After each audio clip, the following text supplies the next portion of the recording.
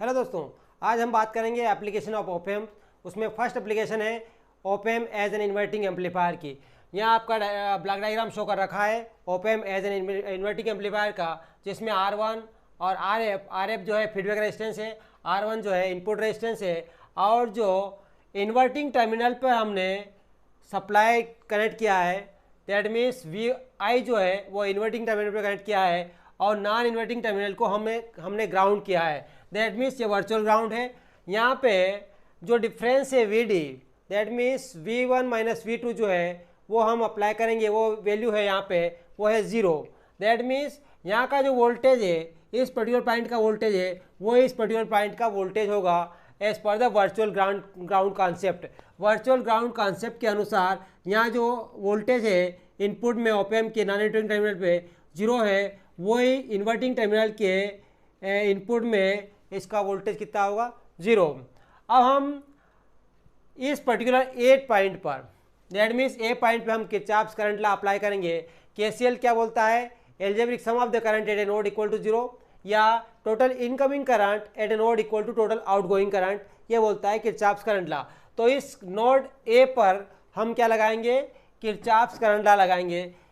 Because of the virtual ground concept, virtual ground concept की वजह से आपका ये इधर जो फ्लो होने वाला करंट है नॉन इन्वर्टिंग टर्मिनल पे वो कितना होगा 0। बिकॉज हम जानते हैं कि आइडियल ओपेम में जो इनपुट में जो करंट फ्लो होता है ये I1 I2 अंदर, ये क्या होता है 0 होता है। बिकॉज इनपुट इम्पिडेंस जो होता है आपका ओपेम का वो इनफाइनाइट होता है और उसकी वजह से इनपुट का जो करंट होता है वो क्या होता है 0। नाउ हम जब यहाँ पे किरचॉफ्स करंट लॉ लगाएंगे तो क्या हो जाएगा? I1 equal to KCL at node A, तो क्या हो जाएगा? I1 equal to IF। जो इनकमिंग करंट इस नोड पे आ रही है वो यहाँ से जाने वाली नोड करंट के बराबर होगी। बिकॉज यहाँ जो करंट फ्लो हो रहा है वो 0 है because of the virtual ground concept, उसकी वजह से यहाँ करंट इस ब्रांच का करंट 0 है। तो I1 इक्वल टू क्या हो जाएगा? IF। नाउ I1 क्या होगा? VI minus VA। यहाँ मान लीजिए ए का जो वोल्टेज है वो VA है, तो VI minus VA divide by resistance कितना है R1 इक्वल टू IF कितना होगा? VA minus V0 VA minus V0 divide by RF। We know that virtual ground की वजह से यहाँ का वोल्टेज 0 है, तो VA का वोल्टेज कितना होगा 0। तो putting the value of VA equal to 0 in this equation we will get, इस इक्वेशन में VA की वैल्यू 0 रखने पर हमें मिलेगा क्या मिलेगा?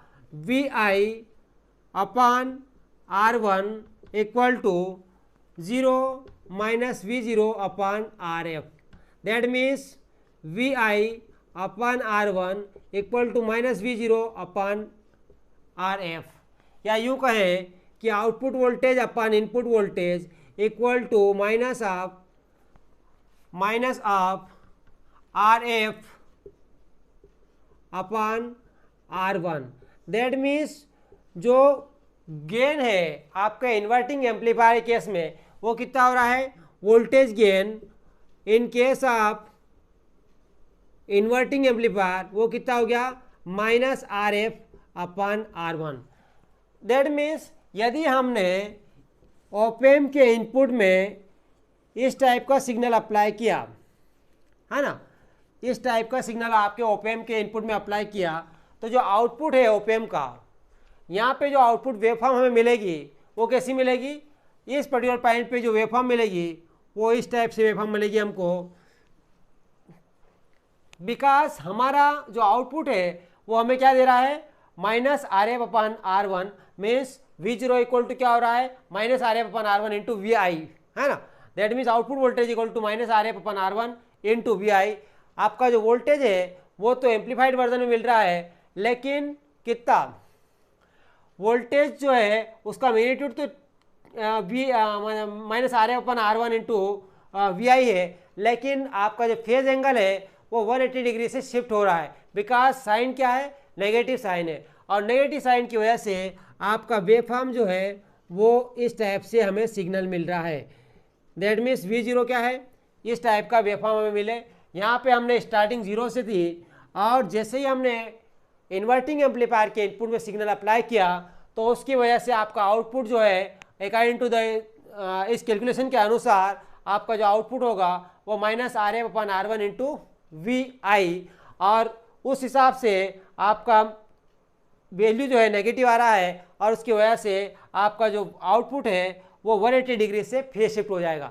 इस प्रकार आपका जो ओपेम है वो क्या कर रहा है, सिग्नल को एम्पलीफाइड कर रहा है इनपुट को, लेकिन उसके फेज को क्या कर रहा है 180 डिग्री से फेज को शिफ्ट कर रहा है।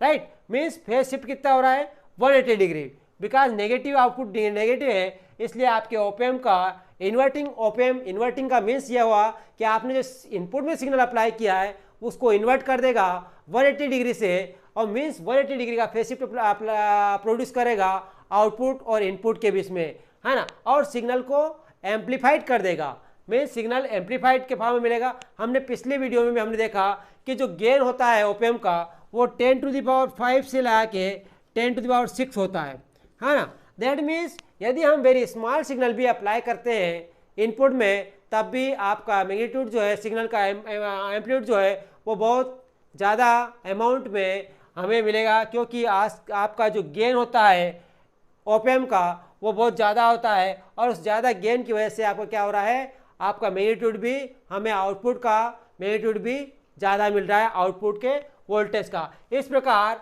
आपका आज का जो टॉपिक था इन्वर्टिंग एम्पलीफायर का, वो हमें क्या आउटपुट में क्या मिला, हमें इन्वर्टिंग एम्पलीफायर के से डिस्कशन में ये मिला कि आपका इन्वर्टिंग एम्पलीफायर का जो गेन होता है वो -RF/R1, RF क्या है फीडबैक रेजिस्टेंस है, R1 क्या है इसका इनपुट रेजिस्टेंस है, इन दोनों का रेशियो, और विथ नेगेटिव साइड मीन्स आपका सिग्नल एम्पलीफाई भी हो रहा है और उसके साथ में 180 डिग्री से फेज शिफ्ट भी हो रहा है। Thank you.